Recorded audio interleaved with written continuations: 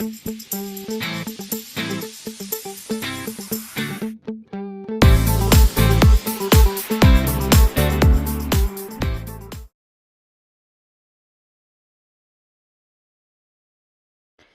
Everyone, स्वागत है आप सभी का एक बार फिर से आपके अपने प्लेटफॉर्म पे।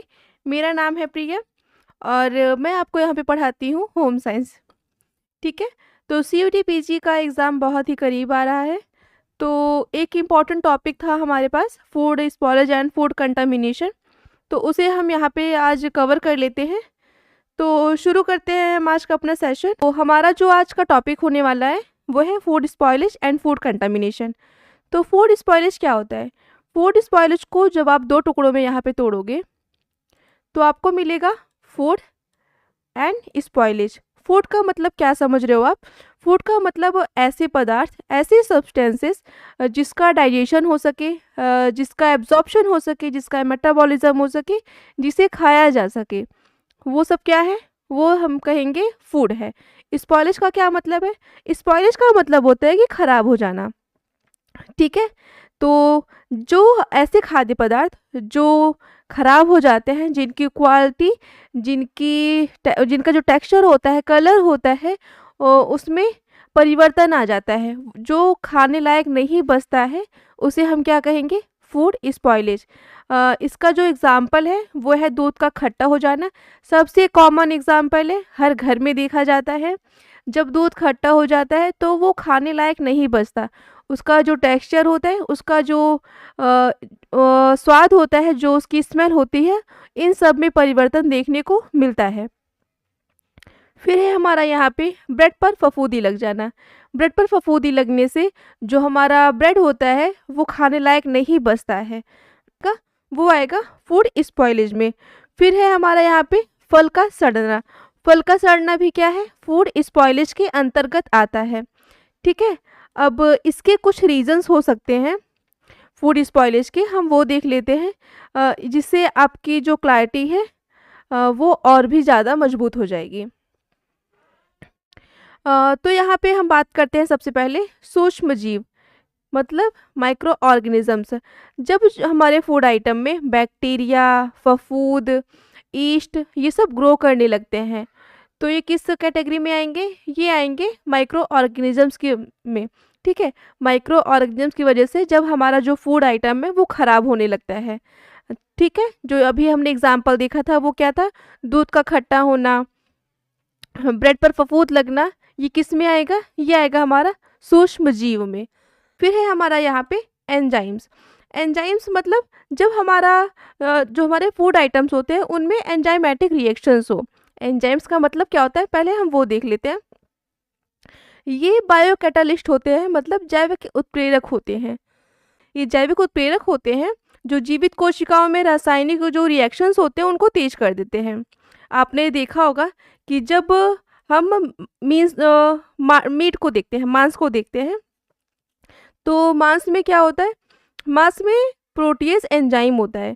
प्रोटीएज एंजाइम क्या करता है? वो प्रोटीन को तोड़ने लगता है, जिस वजह से जो मांस होता है उसका स्वाद और उसके टेक्सचर दोनों में परिवर्तन हमको देखने को मिलता है। ठीक है, जिस वजह से उसमें एक बहुत ही तेज़ी से तीखी वाली स्मेल देखने को मिल सकती है। वो किस में आएगा? वो आएगा हमारा एंजाइम्स में। फिर है हमारा यहाँ पे कीट, मतलब इंसेक्ट्स। इंसेक्ट्स का मतलब क्या है? जब हमारे फूड आइटम को कीड़े मकोड़े खा जाएं या उस कीड़े मकोड़े की वजह से जो हमारा फूड है वो स्पॉइल हो, वो ख़राब होने लगे। इसका जो एग्ज़ाम्पल है जो हर घर में देखने को मिलता है वो है गेहूँ। आपने गेहूँ में देखा होगा कि घुन लग जाता है। घुन लगने की वजह से जो हमारे जो गेहूँ की क्वालिटी होती है, जो अनाज की हमारी क्वालिटी होती है, उसमें कमी देखने को मिल जाती है।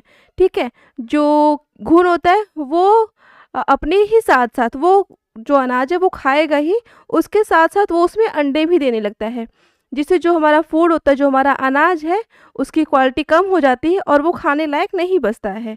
आप ऐसे ही देखे होंगे सूखे मेवे में भी घुन पड़ जाते हैं। आपने आटा देखा होगा, आटे को जब हम लंबे टाइम तक रख देते हैं तो उसमें पतले पतले कीड़े पड़ जाते हैं। वो किस में आएगा? वो आएगा इंसेक्ट्स में। फिर है हमारा यहाँ पे टेम्परेचर।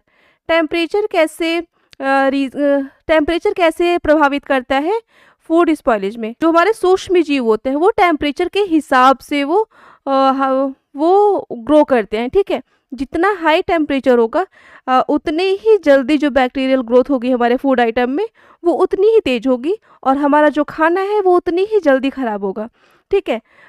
आपने देखा भी होगा कि जब बहुत गर्मी पड़ने लगती है, गर्मियों के टाइम पे जो हमारा पका हुआ खाना होता है वो बहुत ही जल्दी ख़राब हो जाता है। किस वजह से?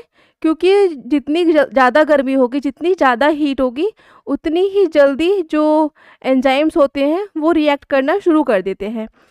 अगर आप एक लाइन में इसको देखना चाहोगे तो जितना हाई टेम्परेचर होगा उतनी ही फास्ट बैक्टीरियल ग्रोथ होगी और जो हमारा फूड आइटम है वो उतनी ही जल्दी स्पॉइल हो जाएगा। और अगर जितना लो टेम्परेचर होगा तब उसमें लो बैक्टीरियल ग्रोथ होगी और जो हमारा फूड आइटम है उसकी जो शेल्फ लाइफ है वो थोड़ी लंबी हो जाती है। आपने देखा भी होगा कि जो फूड आइटम होता है हम उसे फ्रीज करके रख देते हैं, उसे फ्रीज़र में रख देते हैं। क्यों रखते हैं? जिससे जो हमारा फूड आइटम है वो ख़राब ना हो जल्दी से, ठीक है। तो आई होप आपको ये जो रीज़न है वो समझ में आ गया होगा। अब हम चलते हैं आगे। खाद्य अपघटन के प्रकार, फूड स्पॉइलेज के टाइप्स कौन कौन से हैं हम वो देख लेते हैं। तो इसमें जो सबसे पहला है हमारा यहाँ पे वो है माइक्रोबियल स्पॉइलेज। माइक्रोबियल स्पॉइलेज में हमने क्या देखा है? बैक्टीरिया, फंगस, ईस्ट, ये सब क्या है? ये सब हमारे माइक्रोबियल स्पॉइलेज हैं। जब हमारा जो फूड आइटम होता है उसके स्वाद में, उसके टेक्सचर में, जब उसके स्मेल में परिवर्तन आने लगता है तो उसे हम क्या कहेंगे? माइक्रोबियल स्पॉइलेज, ठीक है। जब उसमें जो ईस्ट है, जो फफूंद है, उसकी ग्रोथ होने लगे तो उसे हम क्या कहेंगे? Microbial spoilage. जैसे इसका जो एग्जाम्पल है वो है दूध का खट्टा होना। दूध का जो खट्टापन है वो किस वजह से आता है?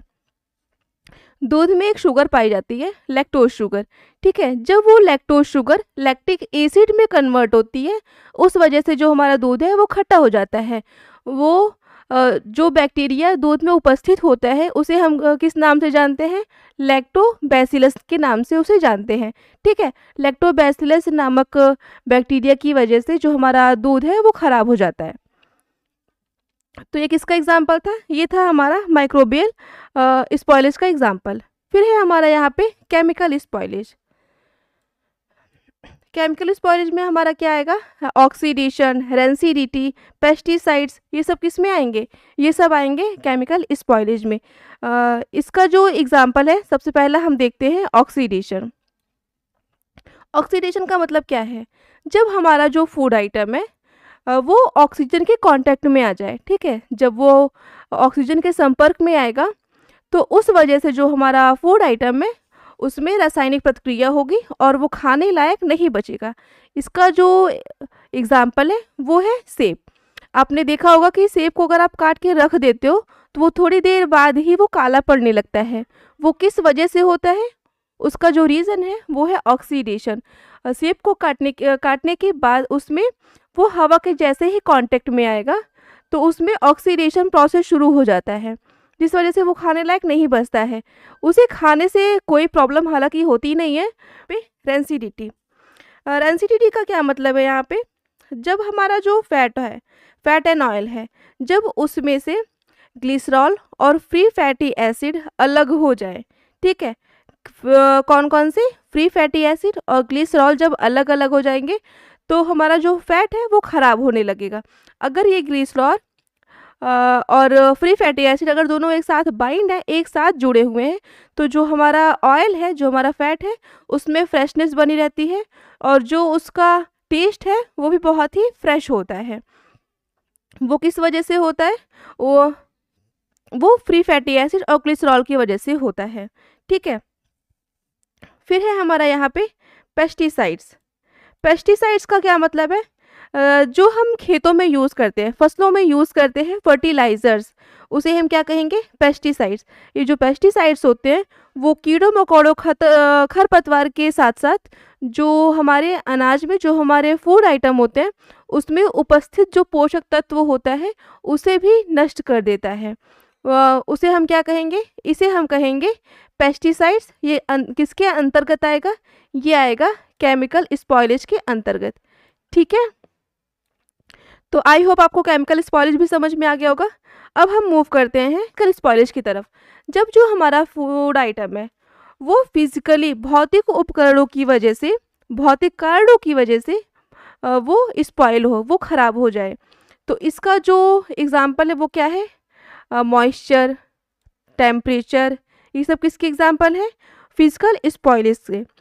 जब फ्रूट्स होते हैं जो हमारे, कुछ वेजिटेबल्स होते हैं जिनकी जो स्किन है वो बहुत ही सेंसिटिव होती है, जब उन्हें हम एक स्थान से दूसरे स्थान पे लेके जाते हैं, जब उन्हें हम एक स्थान से दूसरे स्थान पे लेके जाते हैं तो उस दौरान जब ये डैमेज हो जाते हैं, प्रेशर पड़ने की वजह से या दबाव की वजह से, इसमें ये दबने की वजह से जब ये ख़राब हो जाते हैं, जैसे हमारा ये टमाटर हो गया और केला हो गया, ये दोनों की जो स्किन होती है वो बहुत ही सेंसिटिव होती है।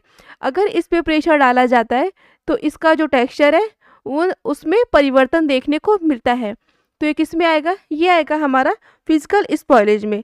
फिर है हमारा यहाँ पे वेजिटेबल्स, सब्जियाँ मतलब जब बहुत ज़्यादा गर्मी होने लगती है तो आपने क्या देखा होगा, जो हमारी सब्जियाँ होती हैं वो मुरझाने लगती हैं। किस वजह से, उसमें नमी की कमी हो जाती है। नमी की कमी की वजह से जो हमारे हरी सब्जियाँ होती हैं वो मुरझाने लगती हैं। तो ये कौन सा स्पॉइलेज है, ये होगा हमारा फिजिकल स्पॉइलेज। फिर है हमारा यहाँ पे फूड कंटामिनेशन, खाद्य संदूषण। खाद्य संदूषण का क्या मतलब है, अभी हमने जो देखा था, फूड का मतलब जिसका डाइजेशन हो, एब्जॉर्प्शन हो, जिसका मेटाबॉलिज्म हो, वो क्या होगा, फूड होगा। कंटामिनेशन का मतलब जब हम कोई भी हानिकारक जब हमारे फूड में कोई हानिकारक तत्व उपस्थित होते हैं तो उसे हम क्या कहेंगे, कंटामिनेशन कहेंगे। कंटामिनेटेड फूड आइटम को कंज्यूम कर लेते हैं तो उस वजह से हमें क्या हो सकता है, फूड पॉइजनिंग। जब जहाँ पे खाना बनता है, होटल्स में, मैश में, तो वहाँ पे साफ़ सफाई न होने की वजह से कुछ बच्चों को फूड पॉइजनिंग वहाँ पे देखने को मिलती है। वो किस वजह से मिलती है, वो फूड कंटामिनेशन की वजह से देखने को मिल सकती है। ठीक है, तो फूड कंटामिनेशन के प्रकार कौन कौन से हैं हम वो देख लेते हैं। सबसे पहला है हमारा यहाँ पे बायोलॉजिकल, केमिकल एंड फिजिकल। तो अब इसको हम थोड़ा डीप में एक्सप्लेन करते हैं, समझते हैं। अब तो चलते हैं, हमारे यहाँ पे सबसे पहला है बायोलॉजिकल कंटामिनेशन। जब हमारा जो फूड आइटम होता है उसमें कुछ सूक्ष्म जीव, हानिकारक जो माइक्रो ऑर्गेनिज्म होते हैं, सूक्ष्म जीव होते हैं, उसमें मिल जाते हैं। किसमें, पानी में, हवा में, हमारे भोजन में जब वो मिल जाते हैं हानिकारक तत्व, उस वजह से क्या हो सकता है, बायोलॉजिकल कंटामिनेशन हो सकता है। ठीक है, जिससे आपको देखने को मिल सकता है पेट दर्द, उल्टी, दस्त, ये सब देखने को मिल सकता है। इसका जो एग्जाम्पल है वो है साल्मोनेला। साल्मोनेला में क्या होता है, जब ये एक बैक्टीरिया है, ठीक है, जब हम कच्चा अंडा खा लेते हैं या हम आधा पका हुआ चिकन खा लेते हैं, उस वजह से ये हमें इन्फेक्शन देखने को मिल सकता है। ठीक है, फिर है हमारा इकोलाई। इकोलाई कब होता है, जब हम कंटामिनेटेड, प्रदूषित पानी का यूज़ करते हैं, चाहे प्रदूषित पानी का यूज़ करते हैं खाना बनाने में, पीने में, हाथ धोने में, तो हमें कौन सा इन्फेक्शन हो सकता है, इकोलाई का। ठीक है, अभी आपने सुना होगा इंदौर का केस। ठीक है, इंदौर में क्या हो रहा था कि कंटामिनेटेड पानी पीने की वजह से वहाँ पे भारी संख्या में लोग बीमार पड़ रहे थे। वो किस वजह से पड़ रहे थे, इकोलाई की वजह से। फिर है हमारे यहाँ पे वायरल कंटामिनेशन। वायरल कंटामिनेशन में क्या आएगा, जब हम खाना बनाते टाइम छींकते हैं या खांसने लगते हैं और बिना हैंड वॉश किए, बिना सैनिटाइज़र का यूज़ किए ही हम फिर से खाना बनाने लग जाते हैं और जो हमारे फूड आइटम है उसको टच करने लगते हैं, तो वो कौन सा कंटामिनेशन है, वो आएगा हमारा वायरल कंटामिनेशन, जो छूने से एक जगह से दूसरी जगह पे फैल रहा है। ठीक है, फिर है हमारा यहाँ पे मोल्ड। मोल्ड में क्या आएगा, जब हम सड़े हुए फलों का सेवन कर लेते हैं, या जिसमें फफूंद लगी हो उस फ्रूट्स का सेवन कर लेते हैं, उस वेजिटेबल का सेवन कर लेते हैं, तो वो किस में आएगा, वो हमारा आएगा मोल्ड में। फिर है हमारा यहाँ पे केमिकल कंटामिनेशन। केमिकल कंटामिनेशन में जब जो हमारे फूड आइटम में कुछ हार्मफुल केमिकल्स उपस्थित हों, ठीक है, कुछ पेस्टिसाइड्स, कुछ कीटनाशक हमारे जो फूड आइटम में उसमें उपस्थित होते हैं, ठीक है, तो उसे हम क्या कहेंगे, उसे हम कहेंगे केमिकल कंटामिनेशन। जब हम लंबे टाइम तक केमिकल से जो हमारे रासायनिक संदूषित भोजन होते हैं उसका जब हम सेवन करने लगते हैं, तो उससे हमें क्या होता है, हमें कैंसर हो सकते हैं, हमारी जो नर्वस सिस्टम है वो अफेक्ट हो सकती है, ये कुछ हमें प्रॉब्लम देखने को मिल सकती है, ठीक है। जैसे जब हम लंबे टाइम तक प्लास्टिक्स का यूज़ करेंगे तो हमें कैंसर देखने को मिल सकता है। कीटनाशक हमारे हेल्थ के लिए हार्मफुल होता है, खरपतवारनाशी पेस्टिसाइड्स जो होते हैं वो भी हमारी हेल्थ के लिए हार्मफुल होते हैं। तो इन सब का अगर हम यूज़ कर रहे हैं, इन सब से कंटामिनेटेड फूड प्रोडक्ट्स का, फूड आइटम्स का कंज्यूम कर रहे हैं, तो वो किस में आएगा, वो आएगा हमारा केमिकल कंटामिनेशन में। फिर है हमारे यहाँ पे फिजिकल कंटामिनेशन। फिजिकल कंटामिनेशन का मतलब होता है कि जब हमारे जो हमारा फूड आइटम होता है उसमें कोई बाहरी, कोई भौतिक ठोस वस्तु मिल जाती है, तो उसे हम किस कैटेगरी में रखेंगे, उसे हम रखेंगे फिजिकल कंटामिनेशन की कैटेगरी में, ठीक है। खाना बनाते वक्त बाल आ जाना, आभूषण का गिर जाना, जैसे अंगूठी का जो स्टोन हो गया, और नाखून हो गया, बैंडेज हो गया, जब हाथों में पट्टी लगी होती है तो किसी भी रीज़न की वजह से उसमें से ब्लड आ जाना, तो ये सब किस में आएगा, ये सब हमारा आएगा फिजिकल कंटामिनेशन में, ठीक है। तो आई होप आपको फूड स्पॉइलेज और फूड कंटामिनेशन समझ में अच्छे से आ गया होगा। अगर आपको कोई भी प्रॉब्लम हो इसमें टॉपिक में, कोई भी कन्फ्यूज़न रह गई हो, तो आप मुझे कांटेक्ट कर सकते हो। आप की जो भी क्वेरी है आप कमेंट बॉक्स में लिख सकते हो वाईटी के। आपको कौन सा टॉपिक पढ़ना है या कौन सा इम्पोर्टेंट आपको लग रहा है, आप वो भी हमें यहाँ पे सजेस्ट कर सकते हो। आप डेली क्विज़ के लिए आप यहाँ पे मेरा टेलीग्राम चैनल ज्वाइन कर सकते हो, और अगर आपको कोई प्रॉब्लम है, कोई क्वेरी है, तो आप मुझे यहाँ पे व्हाट्सएप चैनल पे भी कांटेक्ट कर सकते हो। मिलते हैं नेक्स्ट वीडियो में, तब तक के लिए बाय बाय।